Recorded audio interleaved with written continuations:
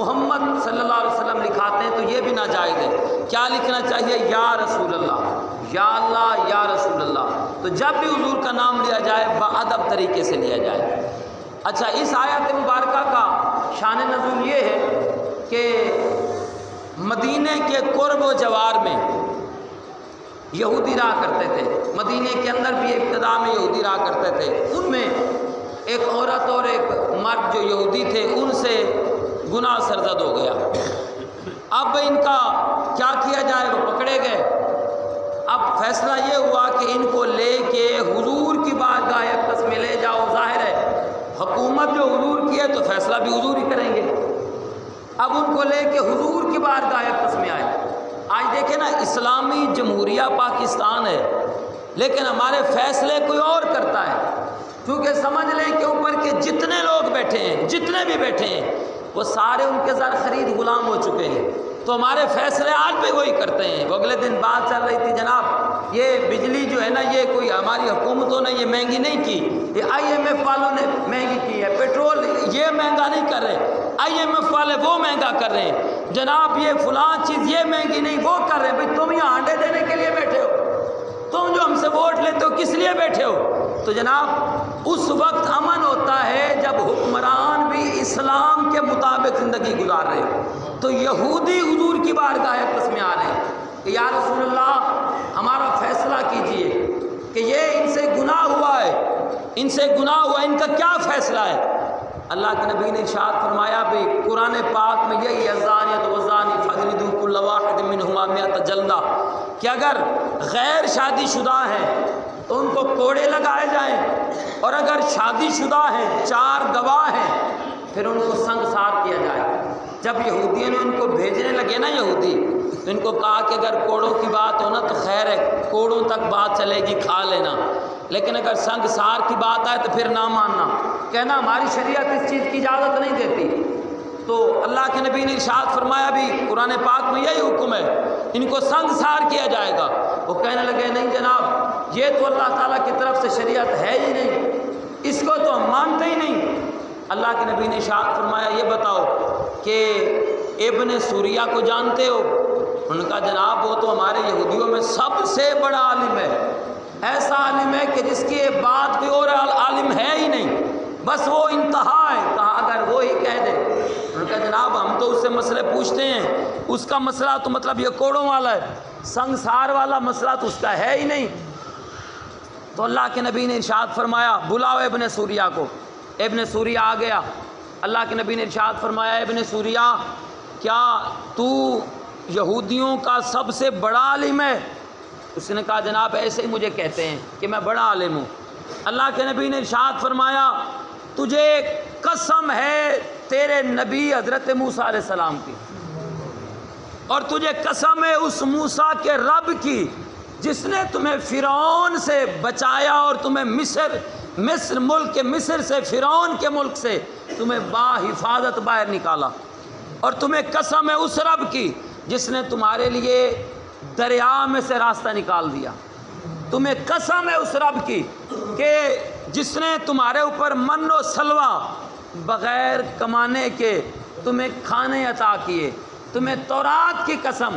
بتاؤ تمہاری تورات کے اندر زانی مرد اور عورت کے بارے میں کیا حکم ہے؟ حکم کیا ہے؟ اس نے سر جھکایا، پھر سر اٹھایا، کہنے لگا اے محمد عربی صلی اللہ تعالیٰ علیہ وسلم، اگر آپ اتنی قسمیں نہ دیتے تو شاید میں، یہ جو میرے علاقے کے بڑے لوگ آئے بیٹھے ہیں، ان کے ڈر کی وجہ سے میں بھی ویسے ہی فیصلہ کرتا کہ جیسے پہلے کرتا تھا، لیکن اتنی بڑی قسمیں دی ہیں، مجھے ڈر ہے کہ اگر اب بھی میں جھوٹ بولوں گا تو کہیں اللہ کا عذاب نہ آ جائے۔ فرمایا کیا فیصلہ ہے؟ کہا واقعی تورات کے اندر یہی لکھا ہوا ہے، مرد اور عورت جب پکڑے جائیں، شادی شدہ ہوں، ان کو سنگسار کیا جائے، سنگسار کیا جائے۔ تو حضور اکرم صلی اللہ تعالیٰ علیہ وسلم نے ارشاد فرمایا، ہمارے قرآن میں بھی یہی حکم ہے، تورات میں بھی یہی حکم ہے، چونکہ تورات بھی اللہ کا کلام ہے، قرآن بھی اللہ کا کلام ہے، قرآن بھی اللہ کا کلام ہے۔ اللہ کے نبی نے ارشاد فرمایا، بھی یہ بتاؤ تم نے اس کو تبدیل کیوں کیا؟ جب تمہاری کتاب میں فیصلہ یہی ہے تو تم صرف 40 کوڑوں تک کیوں لے آئے؟ تو پھر وہ چپ ہو گیا۔ حضور نے فرمایا بتا نا، اب سارے یہودی بھی ساتھ بیٹھے ہیں۔ اس نے کہا جناب اصل میں نا ہمارے یہاں ایسے ہی فیصلے ہوتے تھے اور واقعی اس کے مطابق کی سزائیں دی جاتی تھی۔ اصل میں نا ہمارا جو بادشاہ تھا اس کے بھائی نے یہ جرم کیا، جب اس کے بھائی نے زنا کیا اب مجبوری یہ ہو گئی کہ اب تو بادشاہ کا بھائی ہے، اب جب اس کے خلاف فیصلہ دیا گیا بادشاہ نے کہا جو اس کے خلاف فیصلہ دے گا میں اسے قتل کروا دوں گا۔ لہٰذا اب اس کے ڈر کی وجہ سے جناب ہم نے کیا کام کیا کہ جناب اب یہ جو فیصلہ تھا تبدیل ہو چکا ہے، صرف 40 کوڑے مارے جائیں گے، 40 کوڑے مارے جائیں گے۔ 40 کوڑے مار کے اس کو چھوڑ دیا گیا۔ کچھ دنوں کے بعد ایک غریب سے بھی یہی گناہ سرزد ہوا، اس کو پکڑ کے لائے، جناب اس کو سنگسار کرو۔ اس کی پوری برادری کھڑی ہو گئی، اگر اس کو سنگسار کرنا ہے تو سب سے پہلے بادشاہ اپنے بھائی کو سنگسار کرے، بادشاہ اپنے بھائی کو سنگسار کرے۔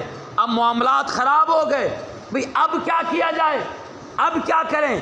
اب مسئلہ یہ ہوا کہ چلو بھئی قانون یہی بنا دو جو وڈیروں کے لیے ہے نا، جو امیروں کے لیے ہے نا، اب یہی قانون بنا دو کہ بس صرف 40 کوڑے ماریں اور چھوڑ دیں۔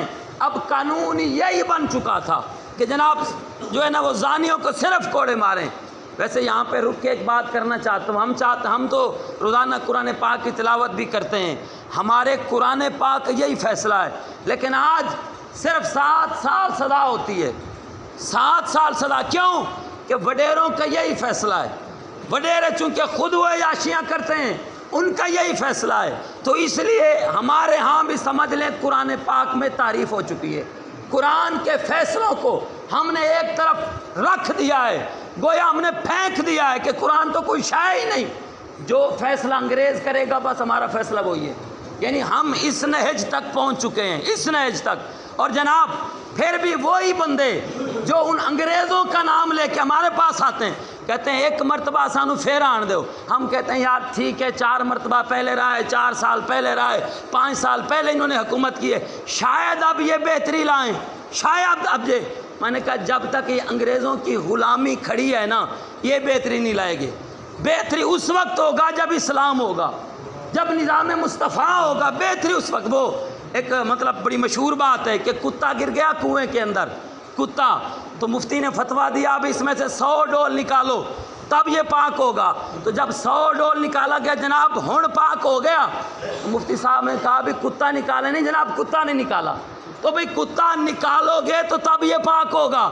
تو سب سے پہلے جو انگریزی نظام اور انگریزی نظام کو لے کے آنے والے ہمارے حکمران، یہ کتا ہے نا اس ملک میں، اس وقت تک تو یہی سود چلے گا، یہی رشوتیں چلیں گی، یہی جناب یہی سزائیں جو کم کی گئی ہیں دین سے یہی چلیں گی۔ اس وقت تک ہمارے ملک میں نظام کی تبدیلی نہیں آئے گی جب تک یہ انگریزی نظام کا کتا ہمارے اندر موجود ہے۔ اگر چاہتے ہیں کہ قرآن و حدیث والا قانون ہو، اگر چاہتے ہیں نظام مصطفیٰ والا ہو، اس نظام کو تبدیل کرنے کے لیے ان کتوں کو نکالا جائے گا، قرآن و حدیث والا قانون لایا جائے گا، تب ہمارے ملک کے اندر مہنگائی نہیں ہوگی، پھر ہمارے ملک کے اندر امن ہی امن ہوگا۔ تو جناب وہ کہنے لگے ہم کچھ لوگ ایسے بھی لے کے آئے ہیں کہ جو آپ کے علاقے کے ہیں، جو پیچھے مکہ المکرمہ کے رہنے والے آپ کے ہمسائے ہیں، لہٰذا مہربانی کریں اب یہ بھی ہمارے ساتھ ہیں، آپ ان کی سفارش بھی مان لیں، آپ ان کی سفارش مان لیں۔ اللہ کے نبی کا چہرہ ایسے زرد ہو گیا۔ اللہ کے نبی نے ارشاد فرمایا کیا تم قرآن کے مقابلے میں میرے ہمسائے لے کے آئے ہو؟ قرآن کے مقابلے میں سفارشی لے کے آئے ہو؟ وہ ایک نا بندے بادشاہ نے دیکھا بھی ایسے گدھوں کی سیدھی لائن جا رہی ہے، اس نے وہ بادشاہ جو گدھے چرانے والا تھا نا اس کو پکڑ لیا، اب یار یہ تو گدھوں کو سیدھا کیسے کرتا ہے، میں تو اپنے ملک کے بندوں کو سیدھا نہیں کر سکتا۔ تو اس نے کہا بھی یہ تو کرنا پڑتا ہے، ذرا مارنا بھی پڑتا ہے۔ اس نے کہا یار مہربانی کر کیا تو میری رعایا کو سیدھا کر لے گا؟ اس نے کہا جناب یہ کون سا مسئلہ ہے؟ پھر اس نے کہا بھی ٹھیک ہے آج کے بعد نا میرا وزیر قانون تو ہے، قانون تو نے بنانا ہے۔ فیصلہ آ گیا جناب اس بندے نے چوری کی ہے، اس نے کہا بھی اس کے ہاتھ کاٹ دو۔ ساتھ والے وزیر نے کہا جناب یہ بادشاہ کا کچھ لگتا ہے، اس نے کہا بھی اس کے ہاتھ کاٹ دو۔ اس نے پھر کہا جناب بادشاہ دے رشتہ دار خیال کرنا، اس نے دوبارہ کہا اس کا ہاتھ کاٹ دو، یہ جو ساتھ بیٹھا ہے نا اس کی زبان کاٹ دو۔ وہ گدھے والے نے کہا اس کا چور کا ہاتھ کاٹو جو ساتھ بول رہا ہے نا، اس کی زبان کاٹو۔ جب اس کا ہاتھ کاٹا گیا، اس کی زبان کاٹی گئی، پورے ملک کے اندر ایک ہی فیصلے سے امن آ گئے، ایک ہی فیصلے سے امن آ گیا۔ ہمارے ہاں معاملات یہی ہوتے ہیں۔ یہ مہنگائی کیوں ہو رہی ہے پتہ ہے آپ کو؟ یہ جو بجلی اتنی مہنگی ہے، جو بجلی کا جو ٹھیکیدار ہے نا، بجلی کا ٹھیکیدار، یہ ساری حکومتوں کو باقاعدہ یہ بھتہ دیتا ہے، ساری حکومتوں کا۔ پتہ نہیں کو مسعود عرفان نامی ایسا کوئی بندہ ہے جو اس کا مالک ہے، جو اس کا ٹھیکیدار ہے بجلی کا۔ ایسی کوئی حکمران بھی نہیں ہے جس کو یہ ماہانہ پیسے نہ دیتا ہو، اس لیے اس کے خلاف کوئی نہیں بولتا۔ وہ جناب جب جس کو جتنی ضرورت ہوتی ہے نا پیسوں کی، اتنا یہ ٹیکس ٹھوک دیتا ہے۔ اب وہ نہ حکومت والے بولتے ہیں نہ یہ بولتے ہیں، اور جو ہمارا نگران حکومت والا آیا بیٹھا کہتا ہے اتنی بجلی تو مہنگی نہیں ہے کہ جناب جو لوگ سڑکوں کے اوپر آ جائیں۔ بھائی تجھے تو مفت میں مل رہی ہے، تجھے کیا پریشانی ہے؟ تو نے تو کہنا ہے نا، پریشانی تو اس کو ہے کہ جس کی جناب تنخواہ تو 15-20 ہزار ہو اور اس کا بل 50 ہزار آ جائے۔ تمہیں کیا، تمہارے لیے تو ہر چیز ہی فری ہے۔ تو حضرات محترم، اس وقت ہمارے ملک میں نظام صحیح ہوگا جب نظام مصطفیٰ ہوگا، جب اسلام کا، جب قرآن کا نظام ہوگا۔ آمنہ کے لال نے فرمایا بھی نہیں، اب تم آ گئے ہو، سزا قرآن کے مطابق ملے گی۔ یہاں تک کہ بے شک جتنے یہودی تھے، اللہ کے نبی نے ان کو سزا دلوائی۔ ان کو پتہ چل گیا کہ یہاں پہ نہ کسی کی ضمانت چلتی ہے، نہ کسی کا منہ دیکھا جاتا ہے، نہ کسی حکمران کو دیکھا جاتا ہے، یہاں پہ اسلام کو دیکھا جاتا ہے یا سچے قرآن کو دیکھا جاتا ہے۔ آمین ثم آمین۔